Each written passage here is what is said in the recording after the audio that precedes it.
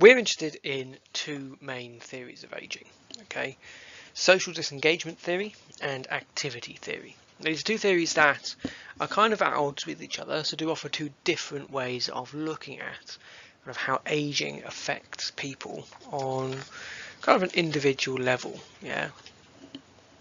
First one we're going to look at is social disengagement theory.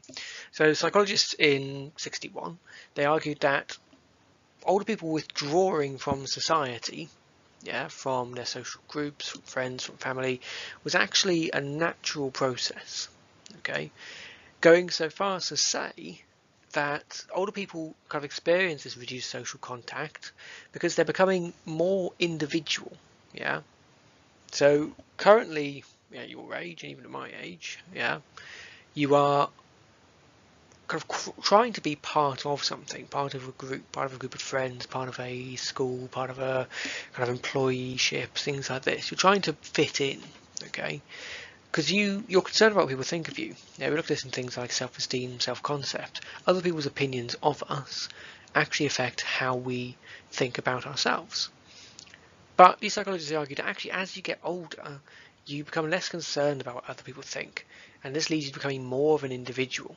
Okay, and as you become more of an individual, you're not worried about what other people think, so you don't seek out their contact anymore. So you start to disengage socially. Okay, so this psychologist concluded that actually it's an appropriate and healthy behaviour to actually disengage as you age from the people around you. Okay, some of the kind of things that they suggested were reasons why it's more difficult for older people to actually maintain engagement and why it is natural for them to disengage were kind of these kind of examples here. So things like ill health, problems in mobility, hearing, vision, make interactions that's very difficult. So again, you're going to be disengaging, not going out and seeing people. Geographical mobility. Often people retire, they move away from relatives, from their established friends, things like that, to be, I don't know, somewhere more kind of sunny, somewhere that's nicer to live, somewhere they've always wanted to visit, etc., etc. Retirement, let's say if you retire from work, if you've worked somewhere all your life, you've got all your friends or your colleagues there, suddenly you don't see any of them anymore. So again, natural disengagement. And if your friends and family, your friends and relatives, if they're becoming ill health as well, then obviously you can't go and see them as much. So as you get older, the people around you get older, you're all aging, you're all having ill health, and this means that contact with them and them with you is going to become more and more difficult. Again, leading psychologists to believe that actually this is a natural process, right? But the problem is, there's not much evidence to support this, especially if you look at statistics. What you actually find is the majority of older people remain socially active. A lot of them becoming more involved with their families, with their grandchildren, with their children, all their relatives, and actually kind of maintaining and making new contact. So it might actually be that older people choose to spend their time with people they feel close to. They want to go and spend time with their family, people they know, kind of reconnect on a kind of a really meaningful level, as opposed to making new friends, which may be what this kind of social disengagement theory is all about. But if they're only interacting with very close friends, does this really mean they're disengaged? It's quite an interesting question, because in terms of kind of what we've looked at so far, engagement being kind of healthy socially, it's all been about kind of making new friends, meeting new people, but is that really important? And it's quite a good question to kind of pose, I feel. Now, Bromley argued that older people needed to disengage, but they actually need to remain active to prevent disengagement from going too far. So a bit of removal from kind of society, from the world, was natural, this was something that was needed, but they still had to remain active, because otherwise disengagement got too severe, would lead to things like stress, anxiety, potentially depression, etc., etc. Okay, but Bromley argued, giving facilities is not enough. It's not just enough to build a day centre, not enough to build somewhere for them to go or something for them to use. Okay, you have to show older people how to use the new facilities, to help them learn new skills, to help them kind of move away from negative attitudes to things changing, to kind of move away from fixed mindsets about how things are now versus how they used to be. Okay, and actually a lot of people nowadays disagree with social disengagement theory, because like I say, it's not really supported by statistics. It's not really descriptive of a lot of people who are in their older adulthood. Okay, but it might actually just be a product of the time. mean, yes, statistics now show that maybe people are kind of reforging old connections, really getting to know people they do know.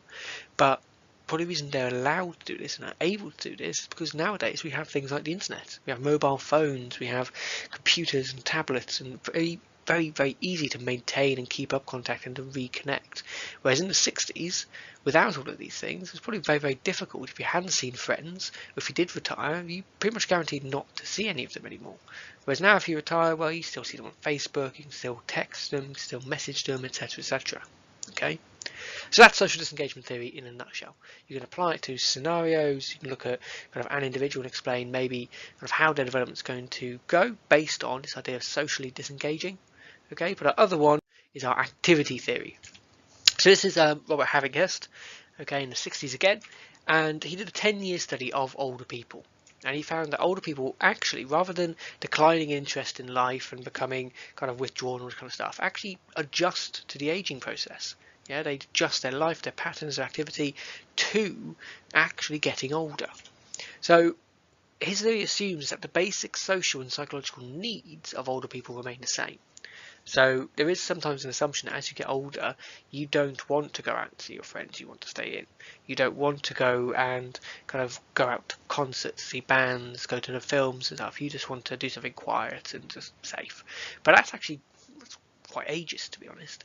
And this theory is based on this idea that, no, your needs remain the same. You keep wanting to do the same things, but you just make adjustments.